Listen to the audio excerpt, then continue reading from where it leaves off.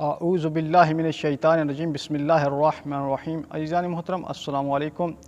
آج کا ہمارا موضوع ہے احراق باب فاطمۃ الزہراء سلام اللہ علیہا۔ تو اہل سنت کی معتبر کتاب المصنف لابن ابی شیبہ جلد 20 صفحہ نمبر 579 پر ہے کہ حضرت عمر حضرت فاطمۃ الزہراء سلام اللہ علیہا کے دروازے پر آئے اور کہا، وَأَيْمُ اللّہ، اللہ کی قسم، ما ذاک بما نعیہ، مجھے آپ کی محبت والی بات مانے نہیں ہوگی۔ ان اجتمع ہؤلاء نفر عندہ کہ یہ لوگ آپ کے پاس اسی طرح دوبارہ جمع ہوئے، ان آمر بہم، کہ میں لوگوں کو حکم دوں، ان یحرق علیہم البیت، کہ اس گھر کو جلا دیا جائے۔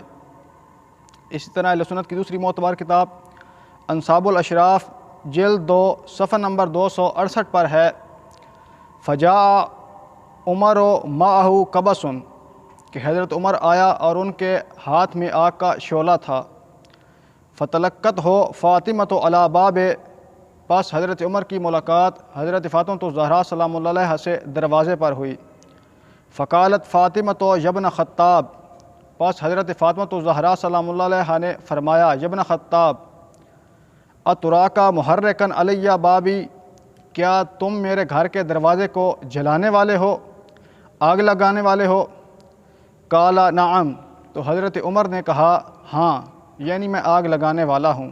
اسی طرح حضرت ابوبکر کا اقرار بھی موجود ہے، جس طرح اہل سنت کی معتبر کتاب تاریخ طبری جلد 3 صفحہ نمبر 430 پر ہے کہ حضرت ابوبکر نے اپنی مرض وفات کے دوران اظہار افسوس فرمایا کہ کاش میں نے جو 3 کام انجام دی ہیں میں وہ انجام نہ دیتا۔